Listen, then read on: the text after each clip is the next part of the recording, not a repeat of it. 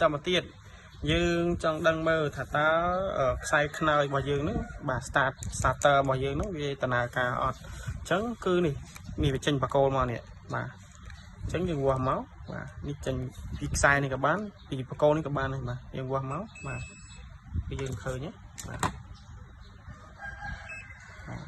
ញ្ចឹងយើងចង់ដឹងតម្លៃអូមវាស្មើឬវាដាច់អីយើងចុចមកបាទយើងវាស់មកបាទអញ្ចឹងវាមានតម្លៃ 3.1 ណាបាទអញ្ចឹងយើងវាស់មកខាងទៀតបាទនេះអានេះខាងក្រោមនេះខាងលើវាហ្នឹងយើងវាស់ខាងនេះក៏បានវាស់នៅនេះក៏បាន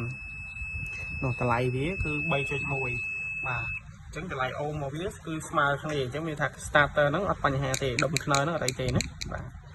ហើយមួយយ៉ាងទៀតបើសិនជាវាស់ទៅវាដើរដាក់ខ្ជុំវានៅអីទាំងអស់អញ្ចឹងវាអាចខូចស្លឹកសើវានេះបាទជើងទៀមចម្លងវាហ្នឹងណា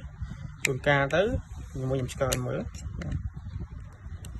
ជើងស៊ីនរបស់វាទេនេះ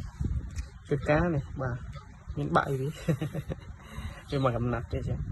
នេះឃើញកន្លែងនេះកន្លែងដែលវាដិតដិតជាមួយនឹងជើងដិតមួយជើងប្រអប់ខ្ជុំនេះបាទសងខាងនេះបាទអញ្ចឹងគឺវាភ្ជាប់បាននេះភ្ជាប់បើវាភ្ជាប់អាខាងនេះខាងក្រោយវាភ្ជាប់មួយនេះខាងមុខនេះវិញអញ្ចឹងគឺភ្ជាប់ឆ្លាស់គ្នាទៅបាទដែលយើងឆ្លាស់យើងនិយាយជាមួយនឹងជើងប្រអប់ខ្ជុំឆ្វេងស្ដាំហ្នឹងណាហើយម្យ៉ាងទៀតនេះវាអាចបាក់ជើងត្រឹមកនេះបាទហ្នឹងក៏វាអត់ច្រឡំជួនកាលដើរជួនកាលរលត់អញ្ចឹងទៅវាមានបញ្ហាខ្ជុំអ្នកខ្លះខ្ជុំបាទជួនដើរជួនអត់ហ្នឹងដល់ពេលដល់មកខ្ជុំវែងហ្នឹងដល់ពេលហើយមើលដាក់អាជើងចម្លងវិញសោះបាទហើយយើងដោះមកចំហៀងទៀតមកដើម្បីយើង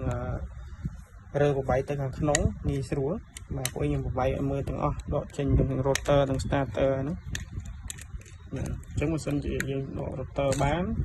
starter បានតើយើងដកខ្សែនៅអស់សិនបាទអញ្ចឹងយើងរៀបចូលទៅវិញ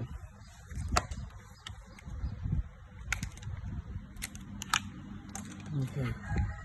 រួចអស់ហើយបាទអញ្ចឹងយើងធ្វើការដោះប្រឡង4គ្រាប់